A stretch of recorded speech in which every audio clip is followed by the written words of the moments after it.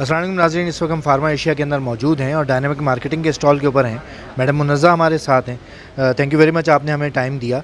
अब तक का कैसा एक्सपीरियंस जा रहा है एग्जीबिशन का? अल्हम्दुलिल्लाह बहुत बेहतर है, इसलिए कि 2-3 साल बाद ये कोविड के बाद अब हो रही है, तो बहुत अच्छा रिस्पॉन्स है, शुक्र है अल्लाह का। आपकी कंपनी किन किन प्रोडक्ट्स में डील कर रही है और किन किन इंडस्ट्री को सर्व कर रही है? हम लोग जो हैं वो मेटल के शीट पे काम करते हैं और हम फर्नीचर डिज़ाइन करते हैं उसका। तो फार्मा और टेक्सटाइल, फूड सभी जगह पर हमारी ज़रूरत पड़ती है और अल्हम्दुलिल्लाह सभी जो प्रेस्टिजियस कंपनीज़ हैं पाकिस्तान की, वो हमारी क्लाइंट हैं और बस सारा हम एसएस और एमएस पे काम करते हैं। अच्छा, ये फार्मा के अंदर जब आप फर्नीचर प्रोवाइड करते हैं या चीज़ें करते हैं, इस फार्मा के अंदर तो क्वालिटी बहुत अच्छी मांगी जाती है। उस क्वालिटी को कैसे आप लोग मेंटेन करते हैं और कैसे ये भी इंश्योर करते हैं कि मेड इन पाकिस्तान होने के बावजूद क्वालिटी अच्छी रहे?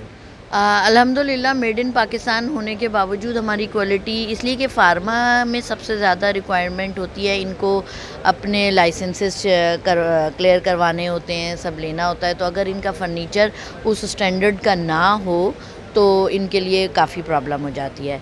अभी पिछले साल हमने जो रीसेंट प्रोजेक्ट किया वो जेनिक्स का किया। जेनिक्स ने यूक्रेन का ऑडिट करवाया और उस ऑडिट में उनका जो वो उन्होंने उसमें लिखा कि उनके फर्नीचर ने उनको बहुत बूस्ट किया और जेनिक्स वालों ने इसमें हमें भी बहुत ज़्यादा ओब्लाइज किया इसके लिए और हम भी उनके शुक्रगुज़ार हैं कि उन्होंने हमारा नाम बताया कि जी हमने डायनामिक से बनवाया था और अल्हम्दुलिल्लाह इसी वजह से हम क्वालिटी के ऊपर ख़ास तवज्जो रखते हैं, इसीलिए हमारी कंपनी जो है सब जगह काम कर रही है। ओवरऑल जो है इंपोर्ट के ऊपर पाबंदी ये है और डॉलर का भी फ्लक्चुएशन का मसला है। इस बैरियर को कैसे आप लोग टैकल करते हैं? इस मसले को कैसे आप लोग देखते हैं कि एक रेट देते होंगे, फिर उसके बाद जब डॉलर ऊपर आ जाता होगा तो उसकी किस तरीके से? हाँ, ये बहुत बड़ा इशू है। पहले हमारे पास होता ये था कि हम 4-4 महीने, 3 महीने की वैलिडिटी कोटेशन की दे देते थे, मगर अब हम 15 दिन से ज़्यादा नहीं दे रहे हैं। मगर चूँकि हमारे पास बहुत ज़्यादा इम्पोर्ट का इशू नहीं है, हम लोकली फैब्रिकेटेड है। सिर्फ़ ये टॉप जो है ये हमारा इम्पोर्टेड है और इसके लिए हमें मुश्किल हो जाती है, ये हमें इम्पोर्ट करना पड़ता है ज़्यादा। जैसे अभी हमने मँगवाया है तो वो बहुत प्राइजेज़ में फ्लक्चुएशन है। बाकी अगर हमारा पहले का स्टॉक था तो हमें इतना इशू नहीं था। अब जो है हमारे लिए इसी के वजह से हमारे प्रॉब्लम आ रही है। संतोष, ये बताइएगा कि ये जो आपका सारा फर्नीचर है जो फार्मा और लेबॉर्ट्रीज़ के अंदर यूज़ होता है, इसका क्या प्रोसेस होता है? कहाँ से इस काम का आगाज़ होता है और कैसे इंस्टॉलेशन तक जाता है ये काम? सर, इसका जो है प्रोसेस इस तरह का है कि सबसे पहले तो हम इसकी लेआउट लेते हैं। मेजरमेंट होती है उसकी, लेआउट के हिसाब से एरिया पहले कवर हो जाता है। फिर हम अपना उसकी ड्राइंग बनाते हैं, उसके बाद हम इसको मैन्युफैक्चर करते हैं।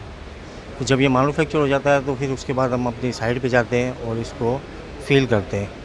जब ये इंस्टॉलेशन, वैसे तो इसमें अगर कभी मसला आ जाता है, जैसे रूम वगैरह चेंज हो गया या उन्होंने छोटा कर दिया या बड़ा कर दिया, तो उसके हिसाब से भी हम अपना इसको कवर कर लेते हैं, क्योंकि ये हमारी अपनी मैन्युफैक्चरिंग है और इसको हम अपने हिसाब से सेट कर लेते हैं। मतलब आप क्लाइंट को पहले कंप्यूटर पे दिखा देते हैं कि यार ये आपका इस तरह से लगेगा कमरा? बिल्कुल, बिल्कुल, उनको पहले ड्राइंग उनको दिखाई जाती है, वो अप्रूव होती है। जब उनके साइन हो जाते हैं कि ये इस तरीके से बनेगी, तो फिर हम अपनी इंस्टॉलेशन शुरू करते हैं। आमतौर पे कितना मुश्किल होता है? क्या कस्टमर कितनी तब्दीली कर देता है ड्राइंग बनने के फाइनल होने के बाद? कितनी इंस्टॉलेशन में कोई मुश्किलात आती हैं? वैसे इतनी तो मुश्किलात नहीं आती, लेकिन उनके अगर यूज़र अगर कहेंगे कि उनके अपने हिसाब से चेंज करनी है, तो वो चेंज करते हैं। वैसे हमारी ड्राइंग तो पक्की हम उनको कन्वर्ट करके देते हैं। Thank you very much.